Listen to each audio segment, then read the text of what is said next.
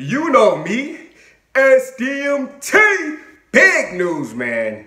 Debo responds to all the hate coming out of Pittsburgh, man. I was waiting for this. I was waiting for James Harrison to respond to all these players like Maurkice Pouncey and Bud Dupree coming out with all these negative sound bites about him, trying to taint his legacy as a Steeler and as a football player overall. So I was waiting to hear what Debo had to say about him going to New England. A lot of things happened. I've done several videos on this topic.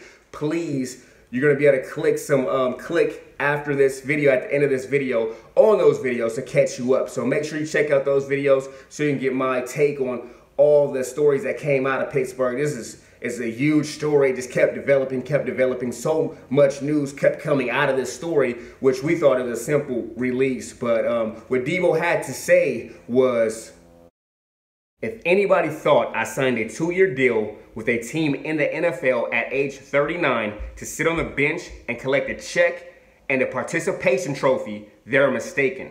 I didn't sign up to sit on the bench and be a cheerleader. I was clear about that when I signed, and I was told I would be on the field when I signed. When I was asking for reps in camp, I got none. I got lip service though. We know what you can do. You don't need the reps. But I know what my body needs in order to be in shape to compete, and I said so. But still, 0 reps. At the beginning of the season, when it was clear I didn't have a role anymore, I asked to be released. Throughout the season, I was told week in and week out that I'd be used. I wasn't. I started getting frustrated about the whole thing. I asked not to be dressed or take unnecessary reps at practice if I wasn't going to play. And that's what happened for a couple weeks. Then we had a game week that I got silent reps in practice, and everyone assumed that I would play. I got to the stadium 4 hours early as usual, and my locker was empty. Nobody said anything to me about being inactive, just an empty locker. I asked to be released again, and I was told no. A couple weeks later, they dressed me for a game, so I assume I'm going to play, and I get 0 reps. I stood on the sideline the whole game. I asked to be released again. I was told no. Then a few days later, they released me. I was never told I would be brought back. It was, if I bring you back, be in shape. I cleared waivers and they didn't call. New England called. Also, to be clear, ask Ryan if I came to see him in the hospital. I didn't help Bud or TJ. Ask TJ if I helped him. Maybe I didn't handle my frustration the best that I could have. If you haven't learned anything about me over the last 16 years, I'm a competitor to my core. I live and breathe competition. I do what it takes to keep my body and my mind ready to be on that field. I do it for me, I do it for my family, I do it for my team, and I do it for the fans. Nothing else to it.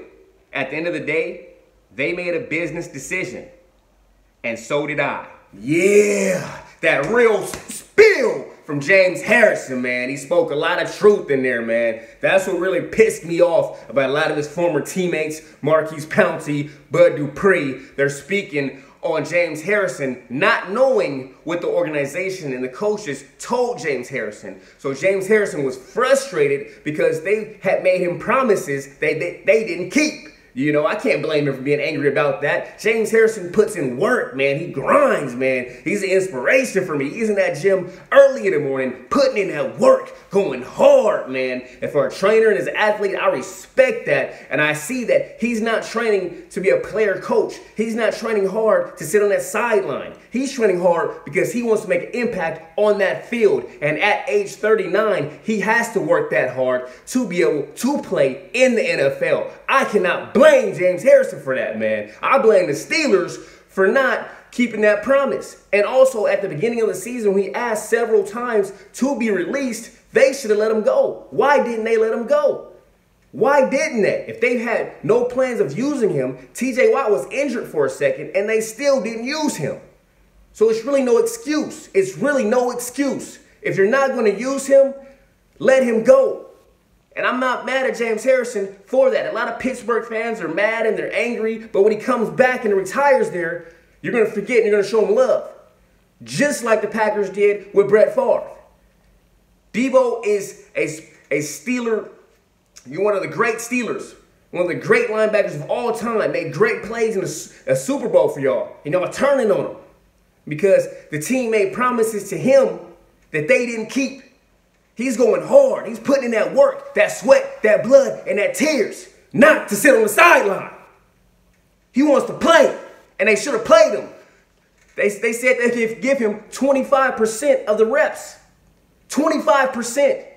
They couldn't give him that. So I'm not mad at him.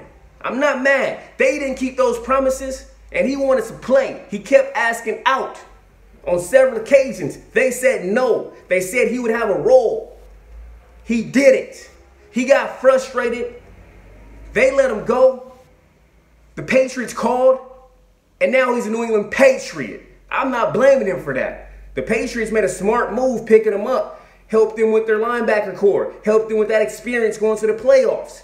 Who knows? He might end up getting a ring out of this. And I believe he deserves it. All the work he puts into that gym and all the Pittsburgh Steelers had to do was give him 25% of the reps. And he got 25 the whole season. Man, that's crazy, man. That's crazy. They should have let him go. They should have let him go. If you're not going to play him, you don't just have him on the roster. And if, just like he said, if you know him, those coaches know Deebo. Those players know Deebo. He's working hard for a reason. You think he's putting in that work to sit on the bench? No, he wasn't. So if you know you have this high competitor and you have this guy with a lot of people that are high competitive people like me, you get pissed and you get frustrated because you're a competitor. You want to compete. That's one of the best things about life to me that makes me feel, young and invigorated is competition. It's special. It's something about it. That's what you train for. That's what you work hard for. That's what it's about, competing. And when he wasn't competing, those people should have known that this was going to be an issue. And this should have been handled early. All right, James, we don't see a role for you right now. We're going to let you go. We'll bring you back when you retire, and you retire a Steeler. That could have been done the proper way right at that moment. But it wasn't.